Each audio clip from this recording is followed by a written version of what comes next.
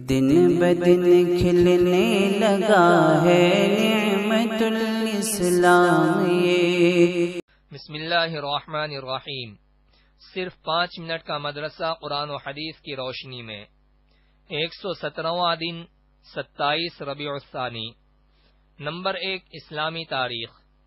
غار ثور سے حضور صلی اللہ علیہ وسلم کی روانگی۔ رسول اللہ صلی اللہ علیہ وسلم ہجرت کے دوران غار ثور میں جمعہ، سنیچر اور اتوار 3 دن رہے۔ پھر جب مکہ میں شور و ہنگامے میں کمی ہوئی تو مدینہ کے لیے نکلنے کا ارادہ فرمایا۔ عبداللہ بن اریقط کو راستے کی رہنمائی میں بہت مہارت تھی۔ انہیں حضرت ابوبکر رضی اللہ عنہ نے 2 سواری دے کر مدینہ پہنچانے کے لیے اجرت پر پہلے ہی سے تیار کر رکھا تھا۔ جب عبداللہ بن اریقط سواریاں لے کر آیا تو آپ صلی اللہ علیہ وسلم کی خدمت میں پیش کیا۔ چنانچہ آپ صلی اللہ علیہ وسلم نے ایک اونٹنی قیمتاً پسند کیا۔ اس طرح حضور صلی اللہ علیہ وسلم، حضرت ابوبکر، عامر بن فہیرہ اور عبداللہ بن اریقط مدینہ کی طرف نکل پڑے۔ ان حضرات نے عام راستے کو چھوڑ کر ساحلی راستہ اختیار کیا۔ اسی سفر میں آپ صلی اللہ علیہ وسلم کا گزر ام معبد کے خیمے سے ہوا تو آپ صلی اللہ علیہ وسلم نے ام معبد کی اجازت سے ان کی خشک تھنوں والی اور کمزور بکری سے دودھ دوہا۔ سب نے سیر ہو کر پیا، پھر دودھ دو کر ام معبد کو دے کر سفر کا رخ کیا۔ کفار نے اعلان کیا تھا کہ جو محمد کو گرفتار کر کے لائے گا اس کو انعام میں 100 اونٹ دیے جائیں گے۔ چنانچہ سراقہ بن مالک نے اونٹوں کے لالچ میں گھوڑے پر سوار ہو کر پیچھا کیا۔ جب قریب پہنچا تو آپ صلی اللہ علیہ وسلم نے دعا فرمائی، جس کی وجہ سے اس کے گھوڑے کے اگلے دونوں پیر گھٹنوں تک زمین میں دھنس گئے۔ وہ معافی مانگنے لگا اور وعدہ کیا کہ اگر نجات ملی تو کفار کو آپ کا پیچھا کرنے سے روک دوں گا۔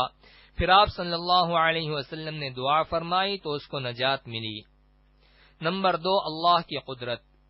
سانس لینے کا نظام۔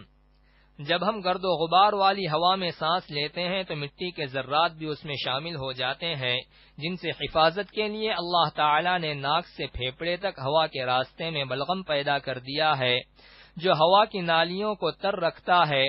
جب ہوا ان نالیوں سے گزرتی ہے تو اس میں موجود گرد و غبار بلغم سے چپک جاتے ہیں اور صاف ستھری ہوا پھیپھڑے میں پہنچ جاتی ہے۔ پھر بلغم کے ذریعے یہ گرد و غبار سانس کی نالیوں کے باہر آ جاتا ہے۔ سبحان اللہ، اللہ نے اپنی قدرت سے ہمارے پھیپھڑے کی حفاظت کا کیسا غیبی انتظام فرمایا ہے۔ نمبر 3 ایک فرض کے بارے میں۔ نمازوں کو صحیح پڑھنے پر معافی کا وعدہ۔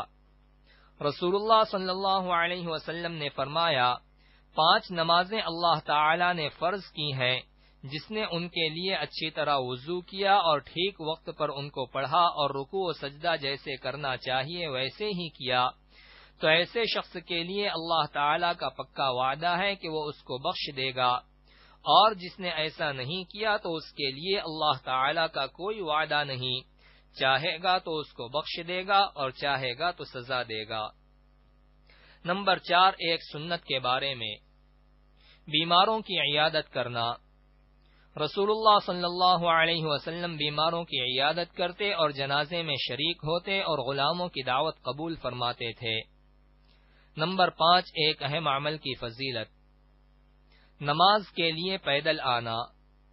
رسول اللہ صلی اللہ علیہ وسلم نے فرمایا، سب سے زیادہ نماز کا ثواب اس آدمی کو ملے گا جو سب سے زیادہ پیدل چل کر آئے، پھر اس سے زیادہ ثواب اس آدمی کو ملے گا جو اس سے زیادہ دور سے چل کر آئے۔ نمبر 6 ایک گناہ کے بارے میں۔ مسجد میں دنیا کی باتیں کرنا۔ رسول اللہ صلی اللہ علیہ وسلم نے فرمایا، ایک زمانہ ایسا آئے گا کہ لوگ مسجد میں حلقے لگا کر دنیاوی باتیں کریں گے، تم کو چاہیے کہ ان لوگوں کے پاس بالکل نہ بیٹھو، اللہ کو ان لوگوں سے کوئی واسطہ نہیں۔ نمبر 7 دنیا کے بارے میں۔ دنیا سے کیا کہا گیا؟ حضرت صلت بن حکیم فرماتے ہیں کہ ہمیں یہ بات پہنچی ہے کہ دنیا کو یہ وحی کی گئی کہ جو تجھے چھوڑ دے تو اس کی خدمت کر، اور جو تجھے ترجیح دے اس سے خدمت لے۔ نمبر 8 آخرت کے بارے میں۔ قیامت کے حالات۔ قرآن میں اللہ تعالی فرماتا ہے، جب سورج بے نور ہو جائے گا اور ستارے ٹوٹ کر گر پڑیں گے اور جب پہاڑ چلا دیے جائیں گے، اور جب 10 ماہ کی گابن اونٹنیاں یعنی قیمتی ہونے کے باوجود آزاد چھوڑ دی جائیں گی، اور جب جنگلی جانور جمع ہو جائیں گے، اور جب دریا بھڑکا دیے جائیں گے تو کیا ہوگا؟ تو اس وقت ہر شخص ان اعمال کو جان لے گا جو لے کر آیا ہے۔ نمبر 9، طب نبوی سے علاج۔ بچنے کے ذریعے درد کا علاج۔ حضرت ابن عباس رضی اللہ عنہما بیان کرتے ہیں کہ رسول اللہ صلی اللہ علیہ وسلم نے احرام کی حالت میں درد کی وجہ سے سر میں پچنا لگوایا۔ خلاصہ، پچنا لگانے سے بدن سے فاسد خون نکل جاتا ہے، جس کی وجہ سے درد وغیرہ ختم ہو جاتا ہے اور آنکھ کی روشنی تیز ہو جاتی ہے۔ نمبر 10، قرآن کی نصیحت۔